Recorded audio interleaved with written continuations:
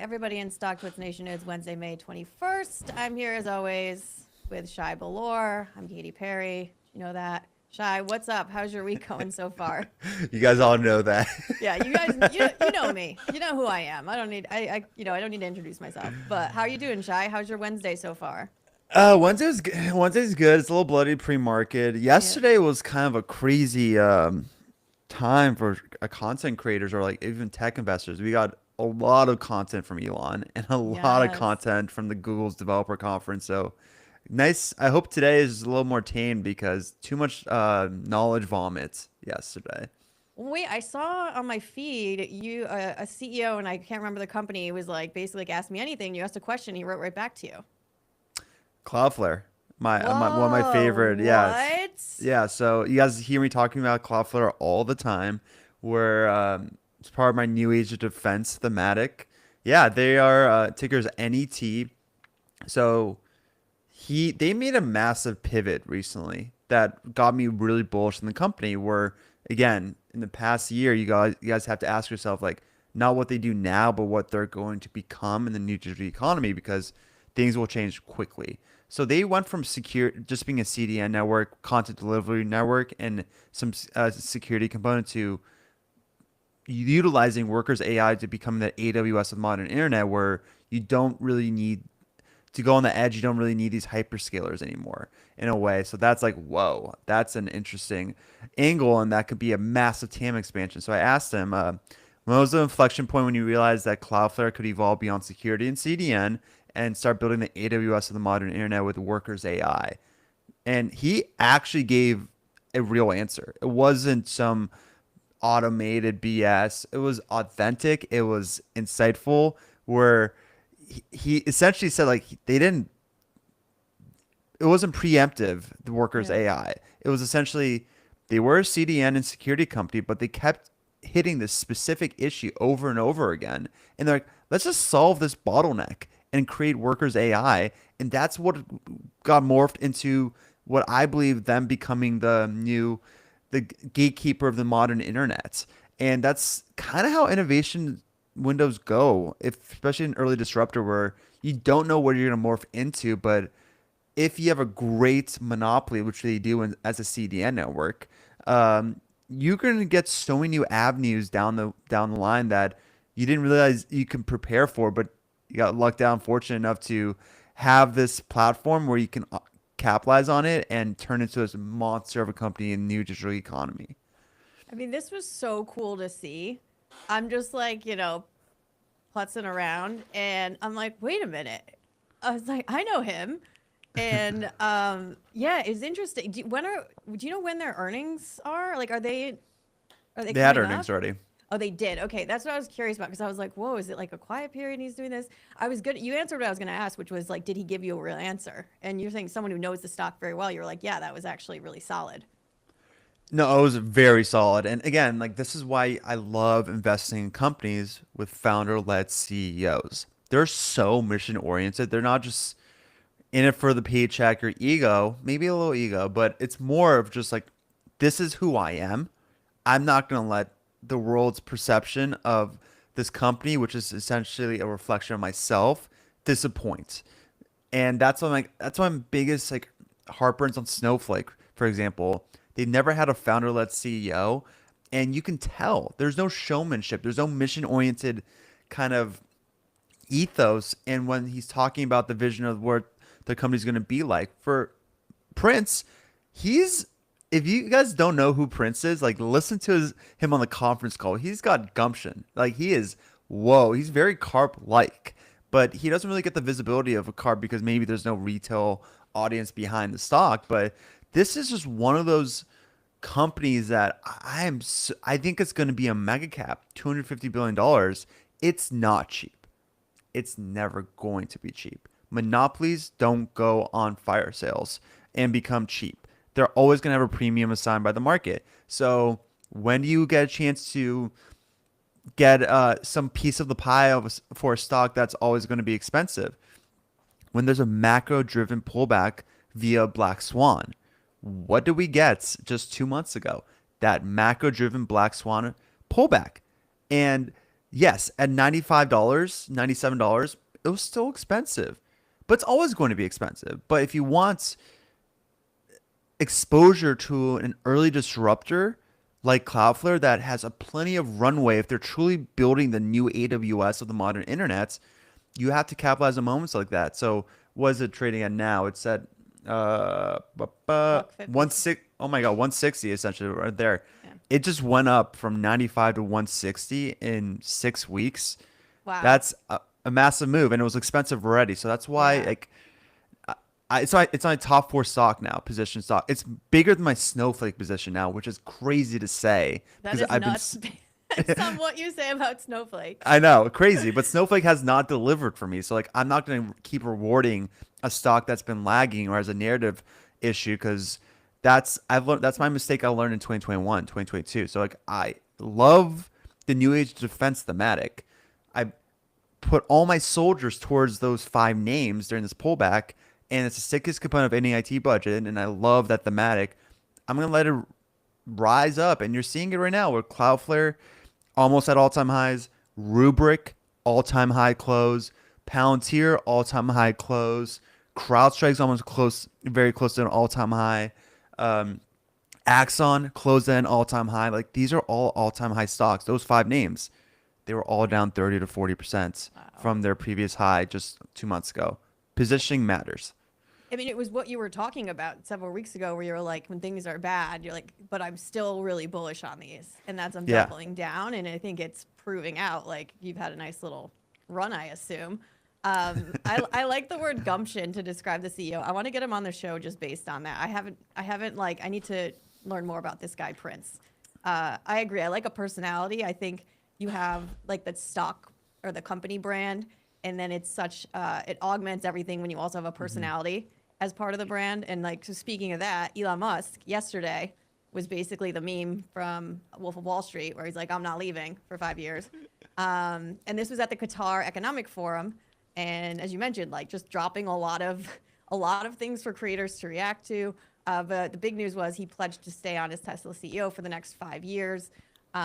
He's kind of pulling away a little bit from politics. There was some stories earlier this week, speaking to, it's always like third party sources saying that he's kind of losing favor among Trump world. But I think it's a combination of he's come to the end of his time doing the government thing, and he probably wants to get back to what he actually cares about. But if we pull up the stock page, I think the stock was up like 8% yesterday or something on the news. Whoa. I could be wrong. Let's pull that up. But I think I heard it on the Bloomberg podcast this morning. Am I right? Or I don't know. I think it was up four. It was up a lot. It was 4%. Okay. Maybe it was eight At percent one from point. the intraday lows. Yeah. Maybe that's what happened. Okay. But he also was talking about like not ultimatums, but he was like he wants to get paid. He wants to get credit for what he's doing. And so curious what you make of this news. And you're a Tesla guy. How do you feel about it? Yeah. So I mean, I love that Elon wants some public validation. It shows that it doesn't matter how rich you are, everyone just wants that credit. Love it. I'm gonna tell my fiance that so she can give it to me more. But if Elon needs it, what do you think I do? Yeah. Oh So my God. yesterday, I mean, listen, like Elon, we got the Elon back. That's like if you're a Tesla shareholder, like we find it feels like we got him back again. Like that 6 month um retreat, not retreat, but like he just left the company to become a patriot for Doge. It's reverting back to pre-Doge Elon, which is something that we really desperately wanted to see because you saw what happens when Elon is pulled away into some kind of government resource. The stock just tanks. There's an Elon premium. Like doesn't matter if you disagree with him or not. Like the market assigns a massive premium. Just look at Starlink, SpaceX, Tesla. All of them are substantially higher than all their comps. It's the everyone wants that Elon spice, the exposure. So I think Elon reverting back towards becoming the Tesla CEO, the captain of that ship, you can sense it yesterday. And there was a boatload of information. Sure, maybe you don't believe in the timelines that he's suggesting, but I do think there's an inevitability of anything that Elon says will become a reality eventually. You just don't know when. So the Bears might say, oh, they're making it seem like it's end of June that rollout of the Austin unsupervised FSD, not June 1st. Are those the Okay. humanoid robots? No, no, no. Oh, The autonomous.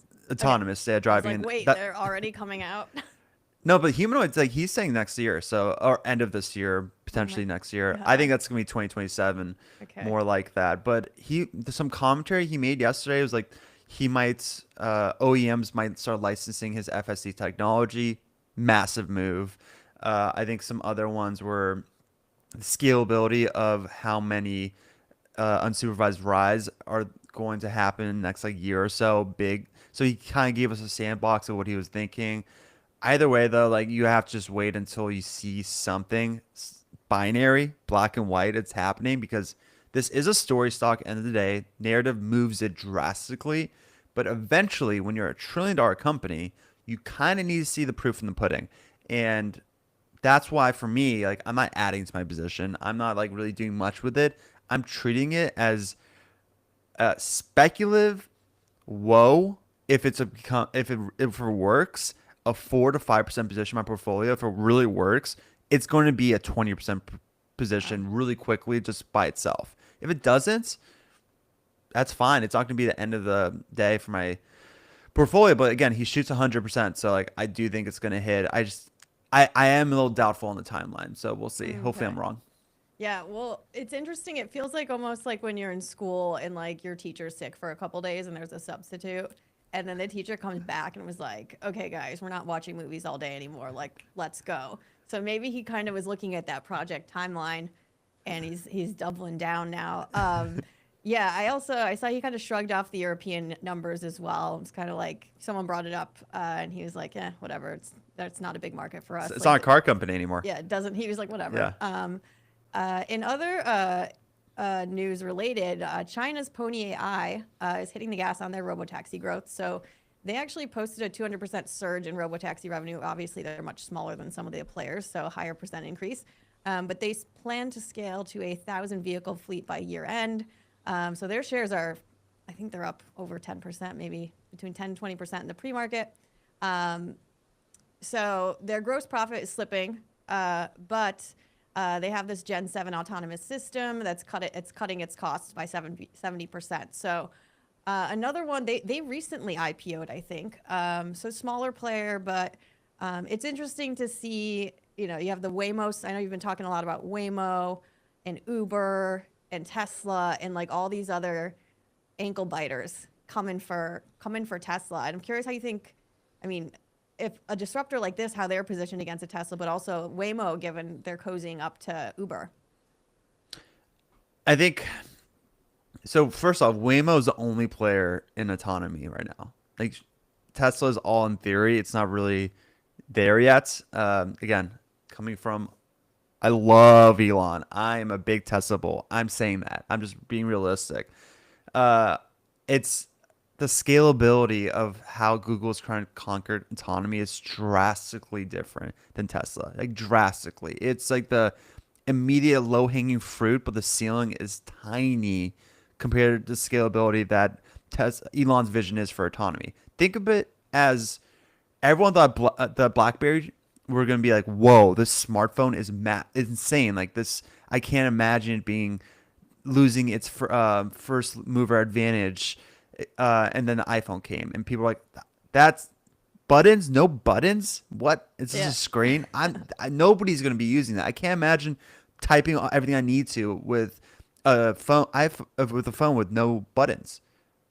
Now look at that. I think BlackBerry is essentially obsolete, or they pivoted towards whatever they are now. They're not really a phone. I don't know what they do. That's another thing. I'm going to look into that later. I It's have like no clue. I think there's a security. They're turning into a security company of some sort. Jeez. But I mean, iPhone is the default, and the scalability of that was it just went bonkers. I'm not saying that Waymo is going to become the BlackBerry of autonomy. I think Waymo is going to have an absolute place in the futuristic autonomous world we're about to enter, but the scalability is drastically different. It's 10 times the cost, or maybe might be exaggerating. at least 5 times the cost of a Tesla car for autonomy. I still don't think people are going to be able to afford. It's going to be more of a B2B type of angle where Elon's trying to solve it as B2C, and the consumer angle is really where the scalability happens. So, end of the day, it doesn't matter how you feel about Elon. I live in LA. I have anecdotal evidence from people in my circle. They won't touch a Tesla. They won't go in a Tesla.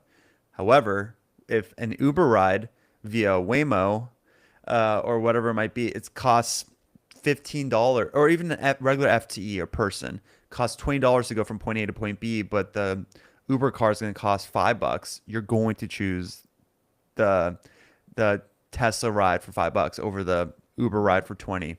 Yeah. That's the difference. People like that snowballs. Eventually, like after 1 or 2 months, like this is the exhaustion of overpaying because of your beliefs will deteriorate a bit, and consumers always revert back to most convenient and most cost effective solution. That's going to be the Tesla network. And Google's Waymo, though, it's huge advantage right now. I'm just betting on the scalability of Elon's vision is going to beat it, and it's going to look like a micro niche play because in 5 years you're going to see just Tesla cars everywhere that has autonomy, and you're going to see the Google cars as like they lose that first mover shine a bit. Like just imagine like for you, you saw a Waymo. Like if you Yeah. saw 20 cars out there, 12 of them were just like Tesla cars driving around, and 3 of them were Waymos. You're gonna be like,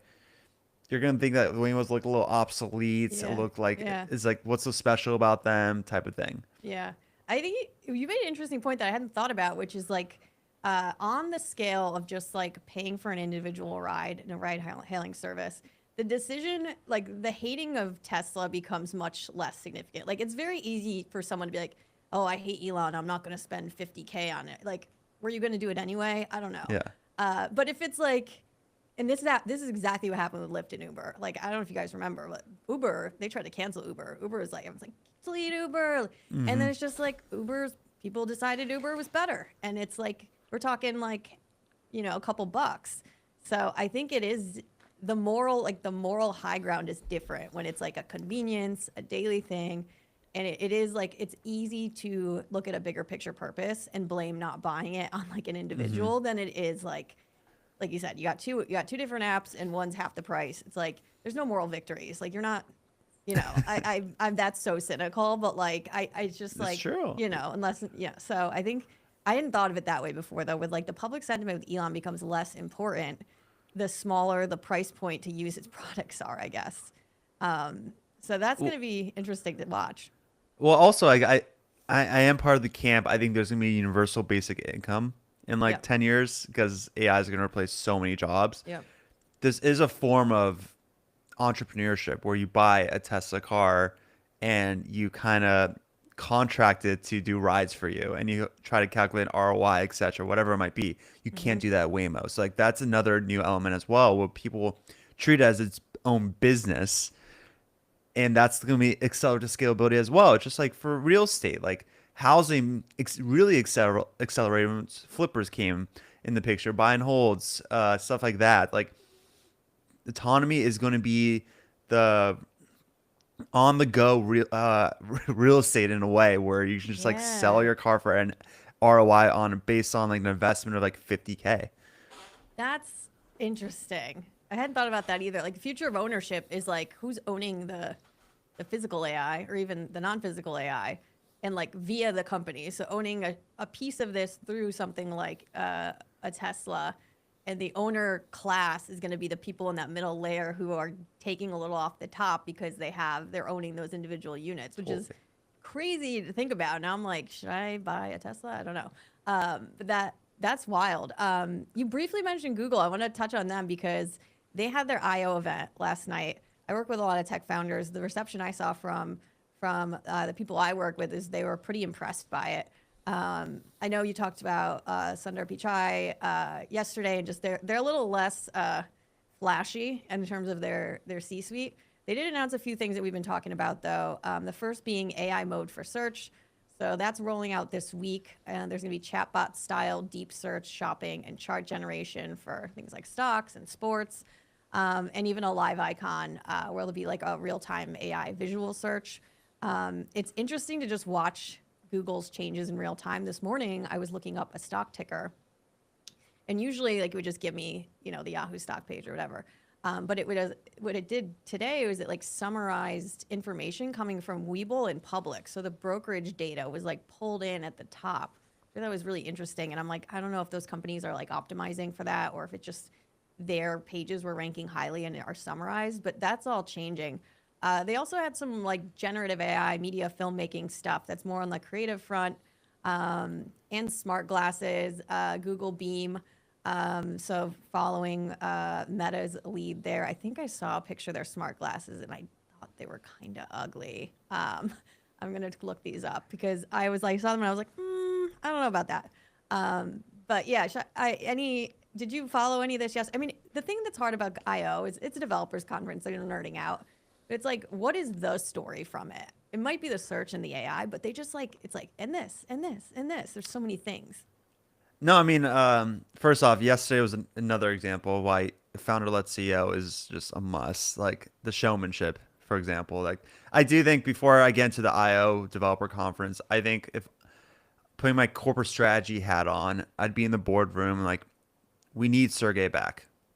And if Sergey comes back to work on AI, the stock would run so hard, and it would just the narrative will change. But that's my snippet on that.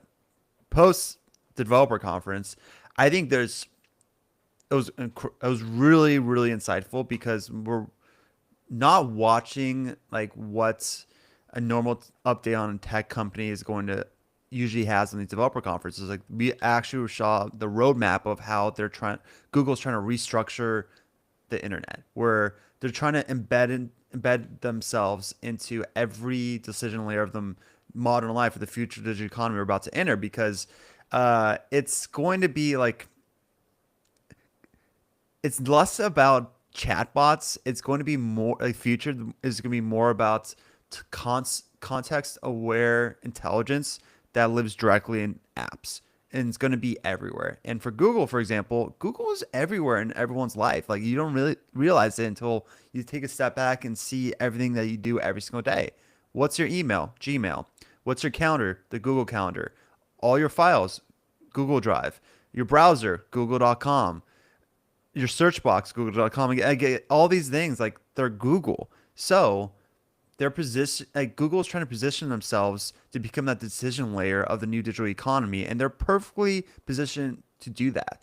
And yesterday we got a lot of insights on how they're trying to capitalize on that, where they're trying to offset that search is being replaced. Sure, it might be softening, might be diminishing, but they're going to implement AI into search, and it's just going to evolve into a new derivative of what search is today and what's going to become the future world, where essentially the interface is going to own a new economy. And I do think that they are just so perfectly positioned accordingly. And I think one of my favorite statistics yesterday actually was token usage is up 50 times in a year. And that's massive, because that just proved to me where I think inference is going to become the new default interaction layer of the web. That's why I love Astera Labs so much. But I think that inference is also heavily required. There's a there's a large requirement of compute for inference, because every interaction, whether you type it, you speak it, or whatever it might be, like it's going to require a stupid amount of compute. And that's essentially huge for NVIDIA, but it's also why all these hyperscalers are trying to create their own custom silicon chips, because they can't rely on an external company anymore with this new world we're about to enter, because inference is going to explode. And that's why you're seeing names like Broadcom do really well recently, because they essentially are capitalizing on this movement by providing the networking for it. And Astera Labs is essentially trying to solve the bottleneck that's going to come from this pivot as well. It's much more of a risky play, but I think if you see their more recent partnership with NVIDIA's NVLink, which that's the only overlap between Astera Labs and NVIDIA, is that NVLink, they're partnering up with each other. So that's telling me that NVIDIA is kind of pivoting away from like creating this like walled garden approach, and they want to create an open source because they have something that nobody else can replicate, and that's CUDA. CUDA is the only thing that's the backbone of for software in this new digital economy, and that's what's making everyone stay into the pricey ecosystem is CUDA. So they're making everything else essentially like NVD Link a little more open source by partnering up with Astera Labs, who's trying to eat their lunch, and that's Arena. You're seeing that like they're kind of adopting the um, hyperscalers trying to create their own custom silicon chips by just making it a little more open source, and they just want to essentially eat the whole world's compute, knowing that they're gonna have to pay for CUDA, and they'll make it way more via CUDA than making everything else a walled garden. But to go off of your point on Google yesterday, like, I think it was a great developer conference. It just I don't think it moved the needle on that search is dying narrative. We didn't get anything too binary on that, but I think there's definitely an opportunity in Google around this valuation. I just think it's might be dead money until we see the infrastructure side of their business becoming much more of a weight of their bottom line than their consumer side, and that's going to take some time. It's not a flip of a switch type of move. Yeah. What do you think it would take for Sergey Brin to come back? Um, I feel like it's like hard. It's like at that point, it's like why come back? I can only think like I don't know. Doesn't he have crazy beef with Elon Musk? So maybe out of just spite or pettiness, he would like reemerge. But yeah, I don't know what would some of these guys are great, but like they're like on their islands. I mean, if Google clearly is struggling, like lagging, in like in 3 or 4 years, they're lower than they are today, and you're seeing all these other hyperscalers like just take off. I do think that that might be the angle on Sergey's coming back, but I don't think it's tricky. Like Sergey, he'd have to it's a call to action for him to come back, and Yeah. I think it would have to be something so desperate. Maybe I don't know what his relationship is with Microsoft. I feel like Google and Microsoft there's some kind of rivalry because they kind of came Yeah. up the same type of time frame, and they tackled the cloud in very different angles. And I think they're also tackling AI very differently right now, where you're seeing Google try to conquer AI via all these innovation, these product releases yesterday. But you're seeing Microsoft kind of driving their AI through partnerships Yeah. and investments. So like one's external, one's internal. And if the external route is proves more successful in the next couple of years, and you see Microsoft becoming closer to $10 trillion company, you're seeing Google just being dead a bit for a couple of years. That might be enough to get Sergey back, but they need Sergey back. That would be a huge narrative win. Yeah. I think Microsoft CEO Satya Nadella had a panel or something with Elon Musk, and they were talking about there's a Grok element right now within Microsoft. Um, yeah, Microsoft bring Musk AI models into Azure. Of course, Microsoft also deeply invests in OpenAI. It's a good call out. It's like the build versus buy slash invest partner model. Do you think one of those is better than the other, or is it to be determined? So I think Microsoft was forced to do it because of the OpenAI drama. Like they went all like they really did go all in on OpenAI in the beginning of this AI thematic a couple years ago. Clearly, some it became thorny in the past year or so, and they had to pivot away from that because who knows what happened behind closed doors. But they were because they went so all in on an external partner like OpenAI, even though they own some percentages, but still external, they were behind than all their competitors because everyone else was kind of doing it internally. They decided to partner up with OpenAI and like let them do all this, handle everything. Now they're pivoting away from that. They almost were becoming that they were Apple in a way, Apple just in disguise. OpenAI was just becoming the disguise, but they were Apple because they were lagging the internal innovation for AI. So now they are playing catch up. Only way to do catch up in an AI race is partnerships, and that's where you're seeing Apple. They're going to partner in like a month or so, June 9th, in their WWDC event. They're going to probably announce partnerships for the LLMs because like that's the only way to play catch up in a theme is through partnerships if you lack the innovation early on. So I think to answer your question, what's the better route? I think Microsoft was forced in the corner and they're trying to get themselves out of it and they're doing a great job at it. However, in the longevity of a theme, what Google's doing is the beneficial route. It's just going to take time to reflect it. So that's why Microsoft might get all the spotlight now, but Google is doing everything you want them to do under the hood and eventually it's going to bear fruit. Yeah, it's actually interesting. I was just scanning the headlines and Sergey Brin's like commenting on. He's in the press talking about Google Glass and how that went bad. It's like, what is? He's usually not in the press. I mean, you might be onto something. Maybe he's slowly trying to get back in there.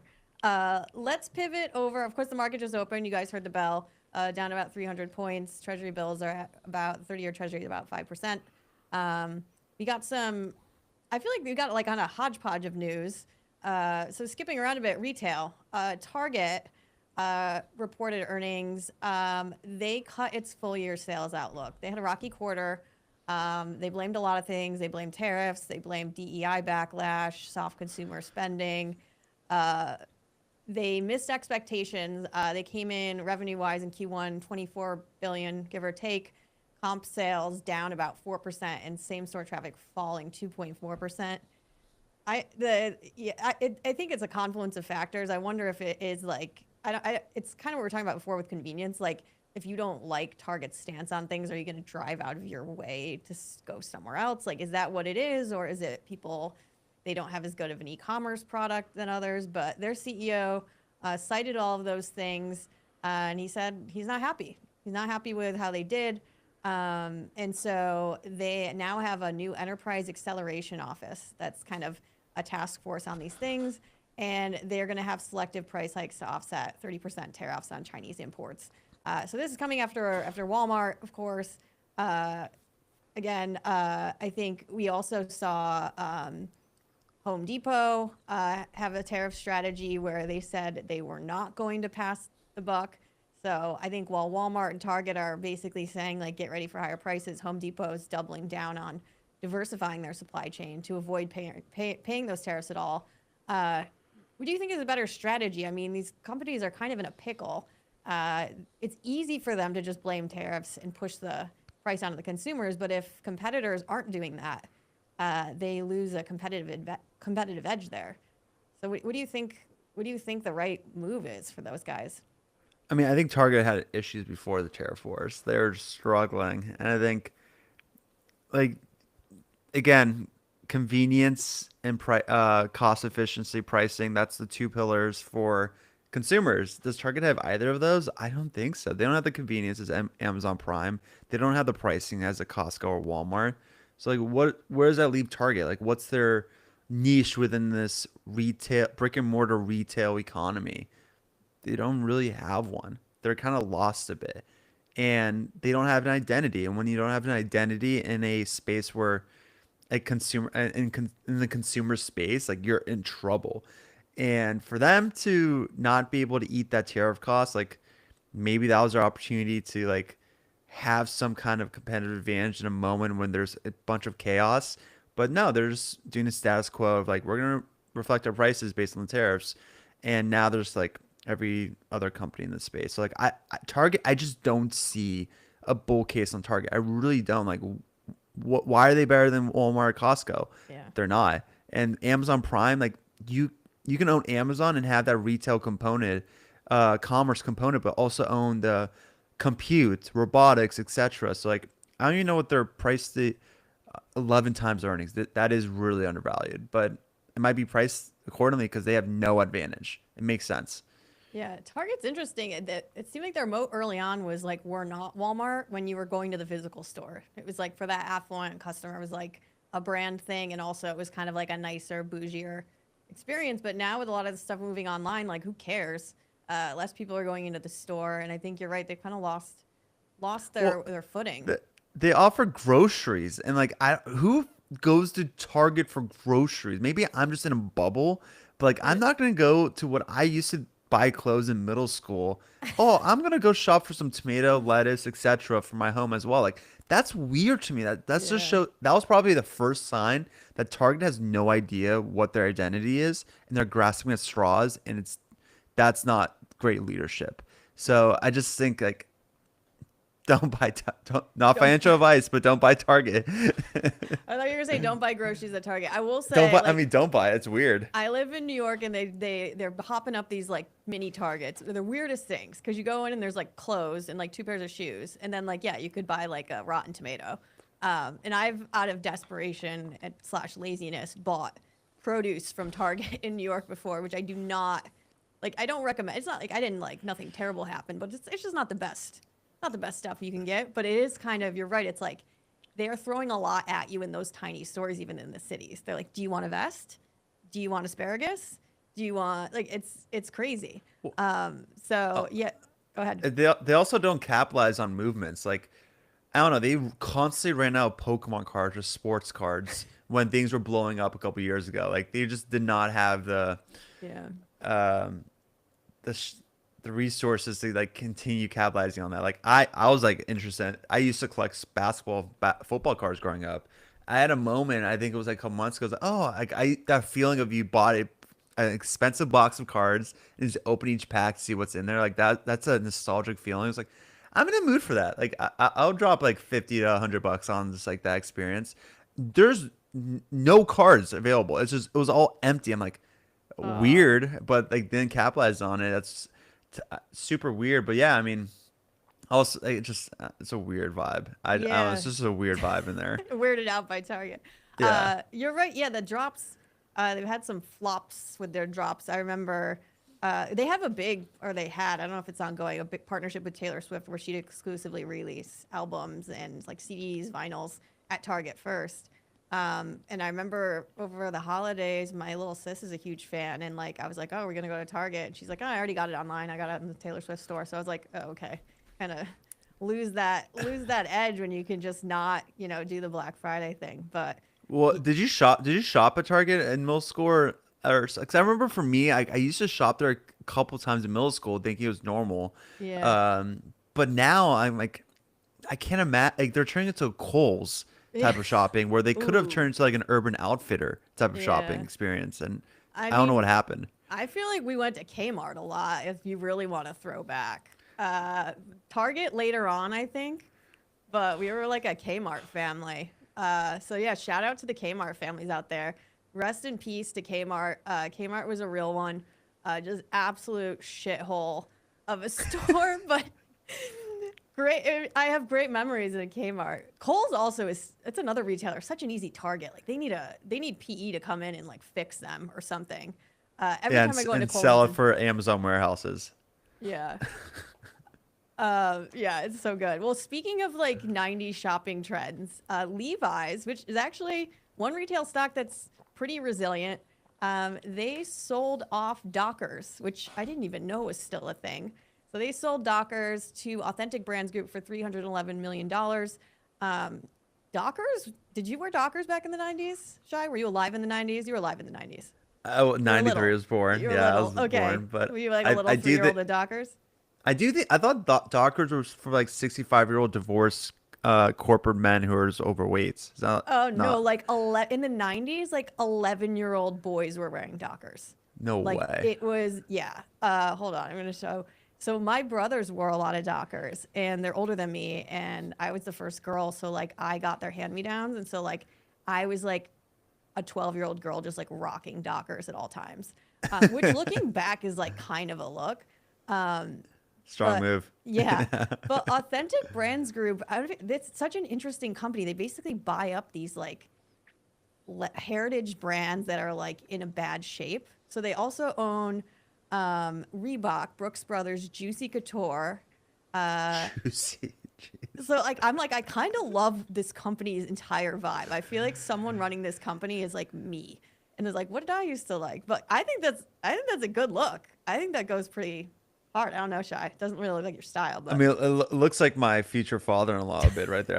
I'm gonna send that photo to my fiance. But no, I mean, the Authentic Brands is clearly betting on the recycled nature of hmm fashion. Like, just like let's get all these things that are like 90s. yeah, I think they recycle every 30 years, maybe every 40 years. The next decade's ours. Like everyone's yeah, gonna be wanting our products. So like maybe like you saw Abercrombie, they went through a run. Retail renaissance is very real, yeah. and people can go back and forth whiplash wise on like loving a brand, hating a brand, loving it again. So like it's not the worst strategy. I do think there's gonna be every year there's gonna be a ton of M&A in retail. Just that's just how it is. Yeah. So uh, wouldn't it be surprised to see American Eagle, for example, get acquired because I think Yeah. that's been somewhat dead, and that's like an early 2000s type of movements of a Yeah. retail. Dissimilar to ANF, they really didn't change the aesthetic of their clothes. Like if you go to ANF, it's like this might be it. It's like women's like I mean men's too, but like business casual kind of that doesn't suck. If you go to American Eagle, it's like I feel it's like 12-year-old clothes. Yeah, what generation is it? Like when I you don't walk in know. there, it's Yeah. also Gap. Gap is incredible now. Apparently, Oh like yeah, no, Gap everyone is loves good. that. Yeah, Yep. It's interesting. It's like who their creative directors are really matters. So totally. maybe we'll see some Dockers soon. Who knows? Let's flip on over to well, we got some. Let's go to some government news. So there's a House bill that's proposed that actually could impact U.S. solar momentum, and so this big, beautiful bill. Honestly, I have not dug deep into it because I'm trying to just like I don't know. There's too many things going on to learn and understand generally. But this bill they're trying to get through, one of the pieces that might be interesting for investors who invest in clean energy to know about is that it's proposing to slash clean energy tax credits. So it's risking about $220 billion in solar investment and nearly 300,000 jobs. Of course, like people who oppose these bills always go to the worst case scenario when they're talking about why not to do it. So that's obviously an extreme. But the Solar Energy Industries Association says up to 300 U.S. solar and storage factories could close or never launch. So TBD if this goes through. I think they were like at it late last night. Apparently, like, Trump stopped by the Hill at like 1 a.m. It just sounds like a hot old mess. But something to watch if you're tracking clean energy, like watch this bill and see how it comes through because it does have a big component that could impact solar in particular. Elsewhere in the world, actually, Shy, I had a general question for you that I was thinking about the other day, and that was like generally, like you have your squad, you have your team of, you know, your thesis, your themes and your theses and your guys. But like, how often do you like discover something new? Not necessarily invest, but like go down a rabbit hole of like a company. Like, and have there been any recently where you're like, oh, that's interesting. Like maybe it's not a core part of your portfolio, but a company that like you think not a lot of people know about that interests you. Yeah, I had those mental exercises all the time. Unfortunately, it's exhausting. Use a lot of mental capital on it. But one specific theme, I mean, I don't own any alternative energy or nuclear in my growth portfolio. Hmm. And that's surprised a lot of people because I'm all in on the fourth industrial revolution and the energy component of it is a necessity, absolutely, for AI to hit its max potential. But why don't I own any of that? And it's it's one that it's a question I ask myself constantly because if I zoom out, if I really think about what it takes to build a world powered by AI, you need to start to realize that compute isn't a constraint. Power is. Compute is somewhat right now, but really in a couple years, power is going to be the constraint on how far AI can go. So every time an enterprise deploys an LLM, or every time like a chip maker ramps a data center, every time an inference demand scales faster than training costs can come down, like we're reminding that like software and like, these tech companies might be eating the world, but energy is what feeds the system, and not just like any kind of energy, like solar, etc. Like AI infrastructure kind of need the AI infra needs a baseline reliability. It needs consistency. That's 24/7 scalability of it, and solar it does not do that, and wind cannot do that. Batteries might buy some time, but that's borrowed time. So you can't rely on those solar, wind, and batteries to build the future, but you need nuclear. That's the only credible zero carbon path that we've got that's built for the kind of new digital economy we're about to enter. So like yes, like nuclear is one name where there's so many names in that theme that continue doing research and I've like, oh, that's an interesting angle. Like Constellation Energy is very interesting to me. VRT is very interesting to me.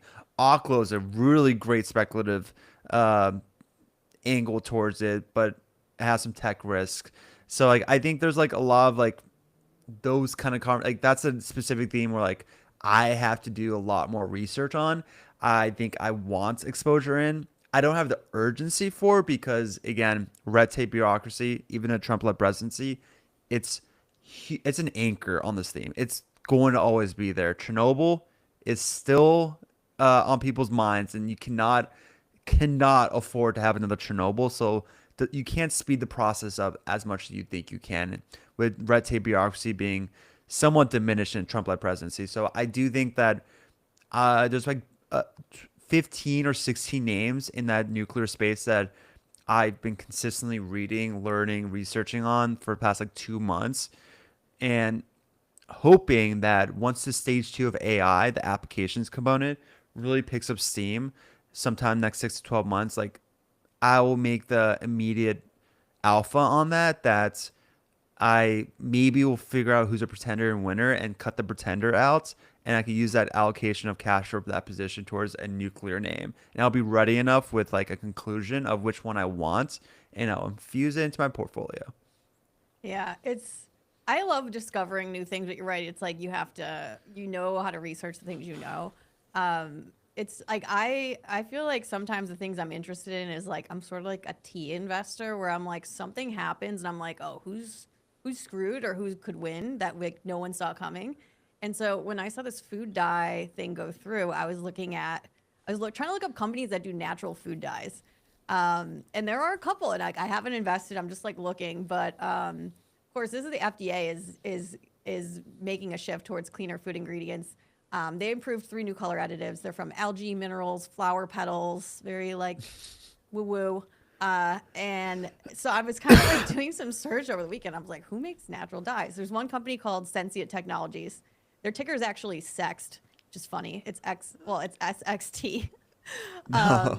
So, but they saw a bump. There's another one called International Flavors and Fragrances (IFF), also up a little bit. But Sensient was kind of ripping when I last looked at it. Again, I'm not making moves, but I'm like, all right, if all of these like Cheetos, Doritos, Swedish Fish are using this red dye, like who makes the alternative? Because I feel like they're in a good spot. But again, it's like I also don't know the nuances of these industries. Like that company's like supply chain could be jacked or like, but it is interesting to like, I look at things that are going on and I'm like, okay, whose like day was ruined or like whose day was made, and then go from there.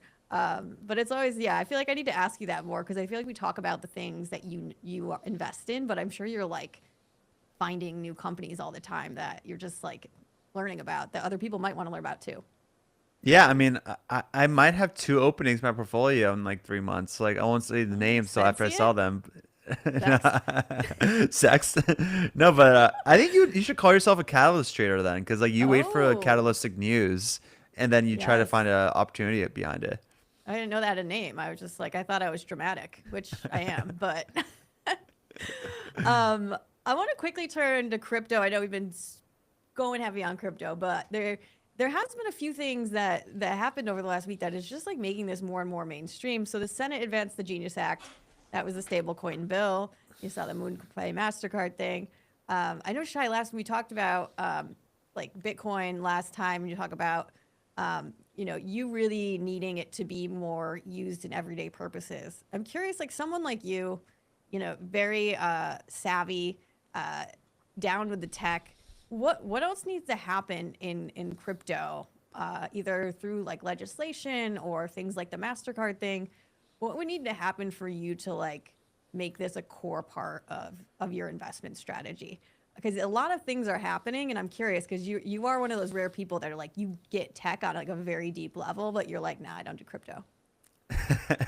I think it's for me, there isn't a binary outcome that validates my belief in crypto. Like, I just don't Yeah. see a moment where it's a flip of a switch or like, oh, it happened. Like, Right.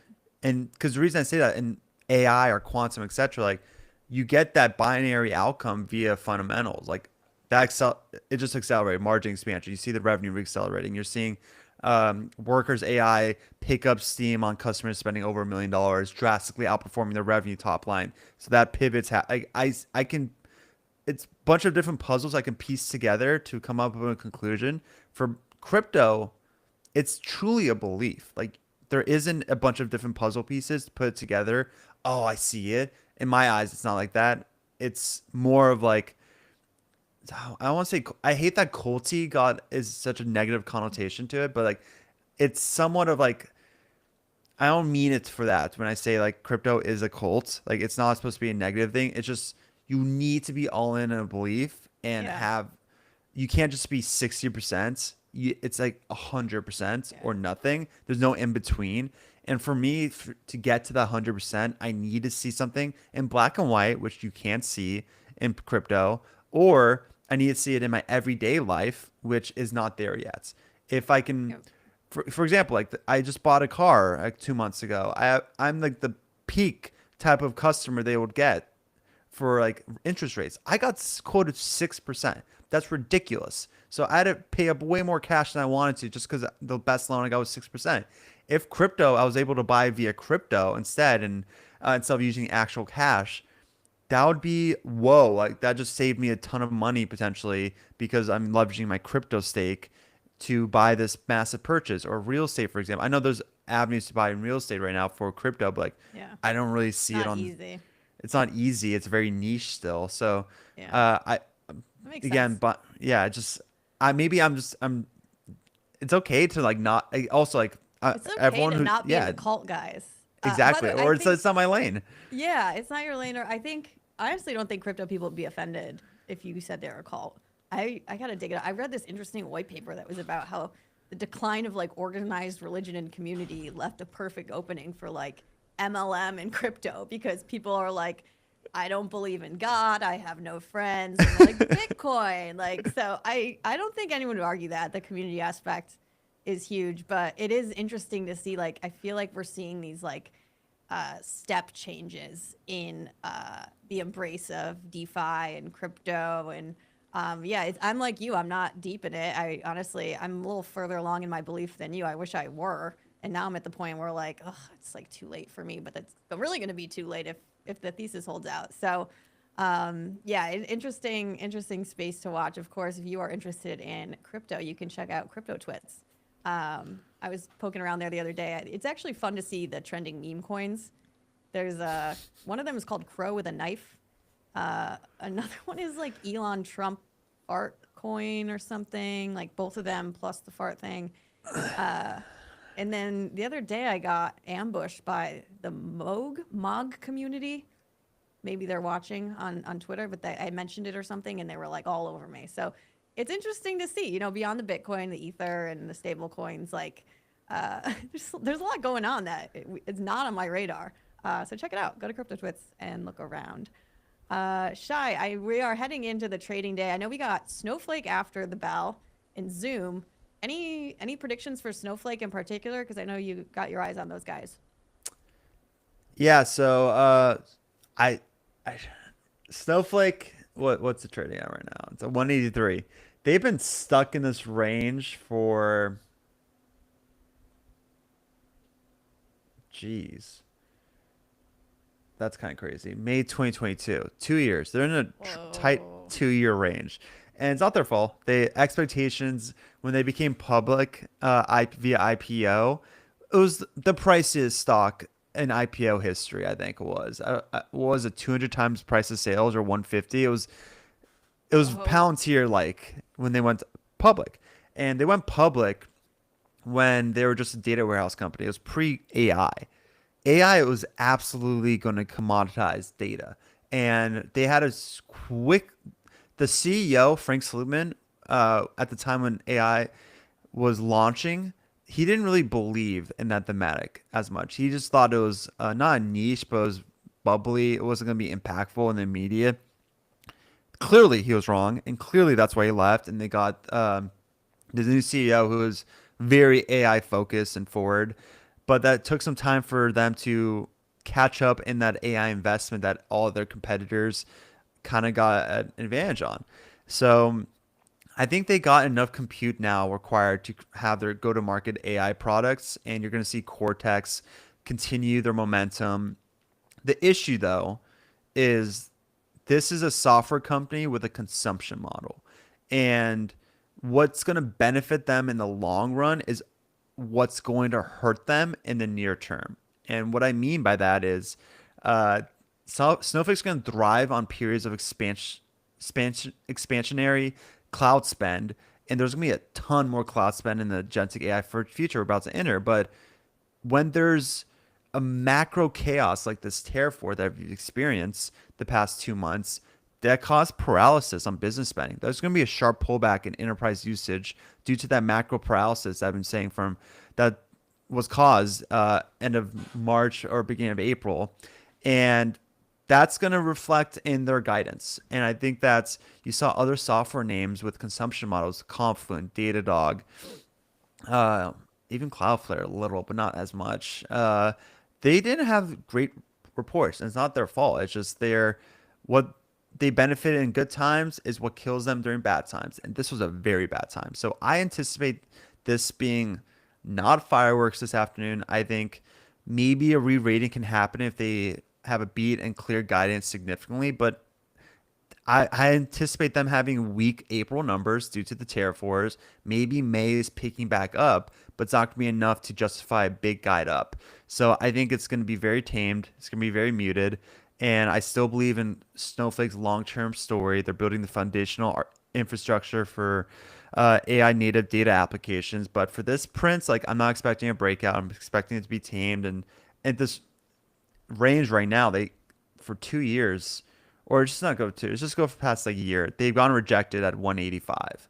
So I think it's going to probably revert back towards the range. And if they beat and clear guide, and you see Cortex bucking the macro headwind, this is gonna run to 240 pretty Whoa, quickly. okay. So Dang. watch out for her. Yeah. All right. Well, eyes are on them. Eyes on Snow. Check out Zoom.